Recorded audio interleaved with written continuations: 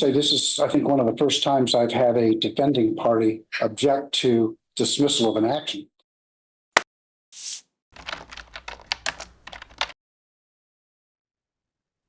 Morning, Your Honor. Danielle Barraza on behalf of third-party defendant Brian Marcus. Also in attendance is Brian Marcus. Good morning, Your Honor. Rory Kay and McDonald Toronto on behalf of the Spin third-party defendant Spin Games and Economic Drug. Good morning, Your Honor. Todd Prall on behalf of most of the third-party plaintiffs. I don't think we've had authority from our client to enter appearance on behalf of public entity yet. But Brendan Worthland is also on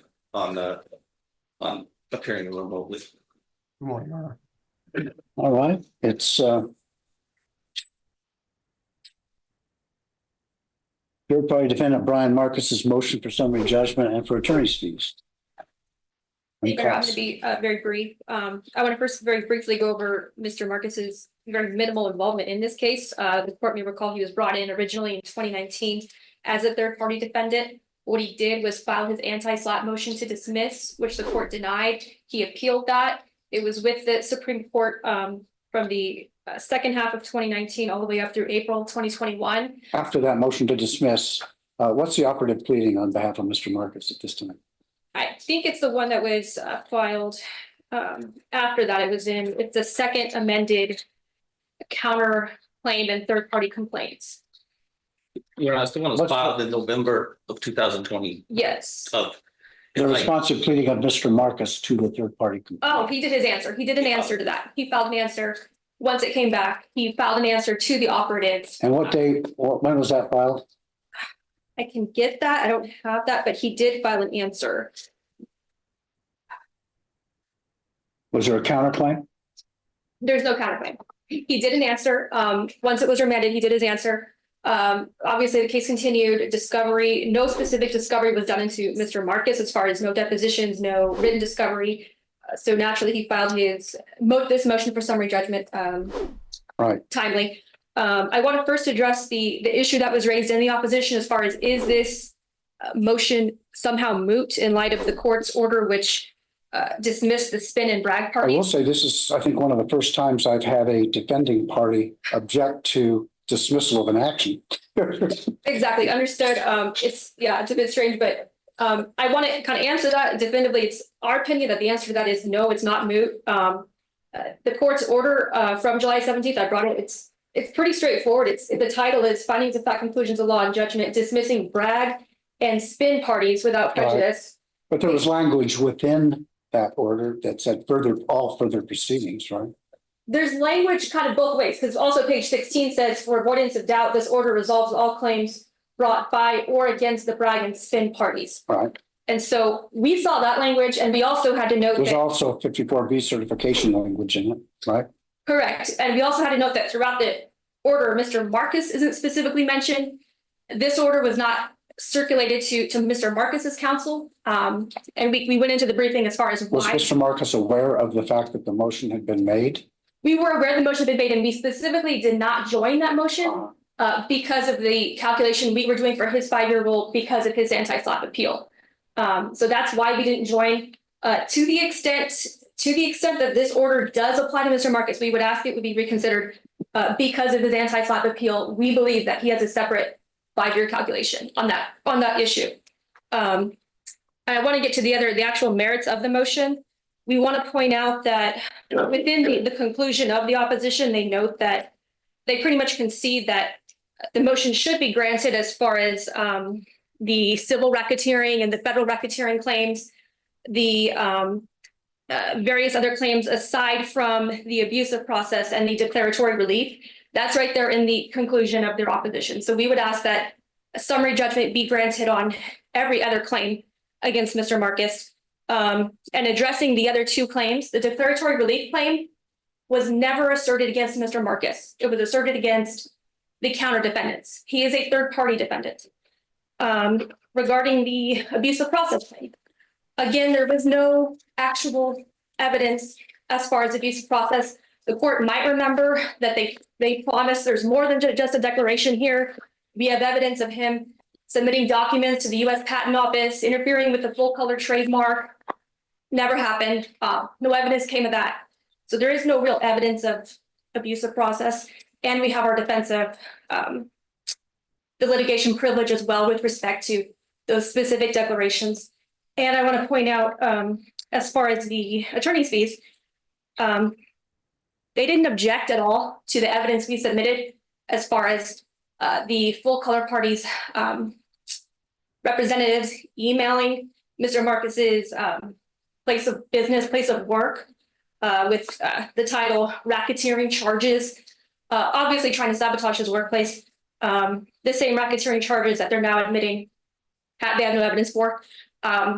We've submitted the emails where they're saying, we are going to tie you up in litigation until the end of time.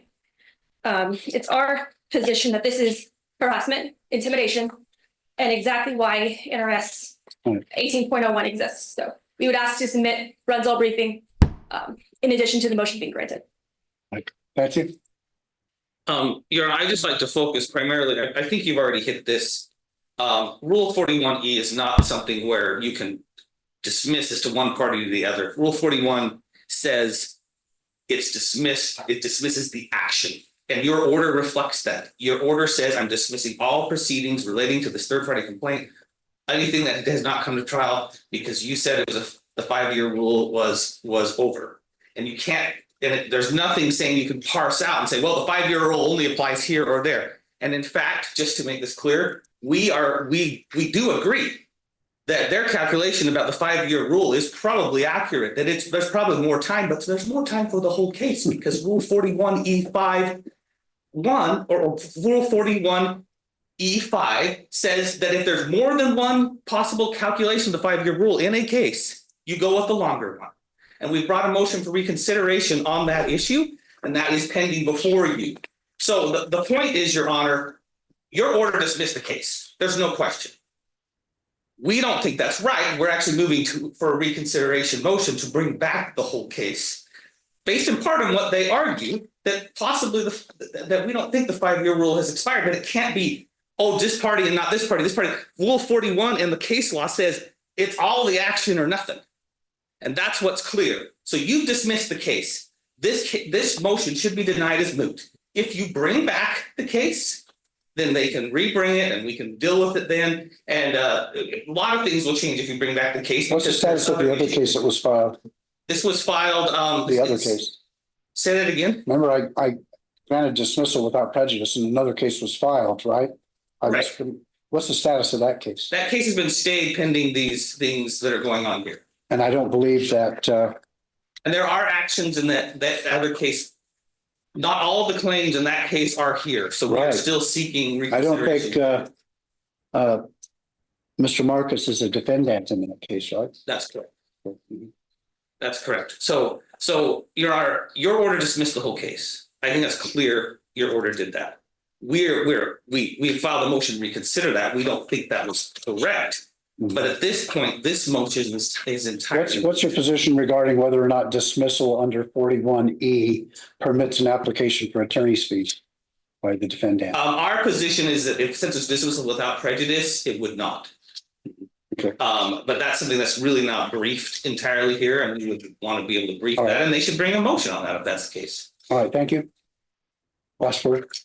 And just briefly, Robert, I mean, again, I think the title of this is clear. If, the court wants to ask the parties that actually drafted this order for their input, but it's pretty clear to me, this is dismissing the Bragg and spin parties. The court didn't, I will also note, the court never vacated the trial. The court never vacated the dates that are still set. So that was also kind of our understanding when we reviewed the order. We also looked at the docket, and it's still set for trial as far as for the parties that were not explicitly dismissed in this order, because Mr. Marcus wasn't mentioned. And again, this order was never run by us.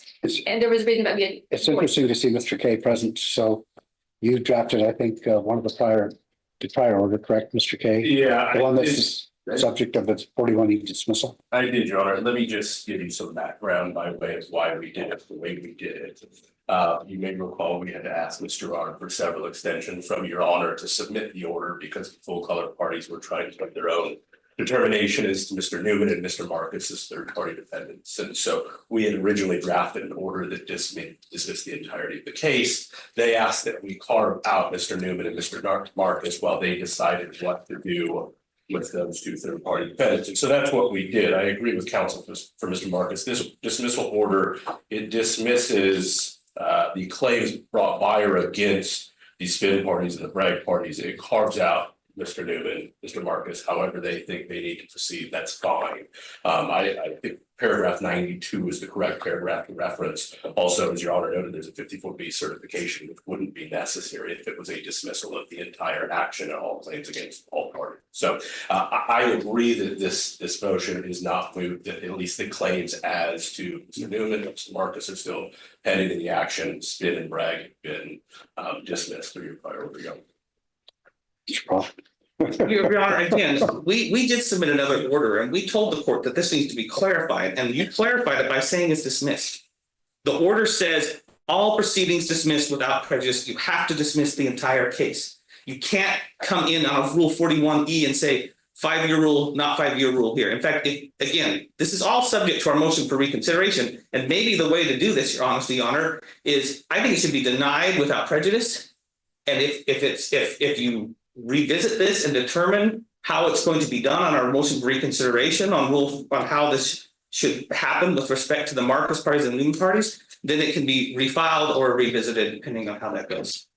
Well, Mr. Marcus makes a point regarding the anti-SLAPP.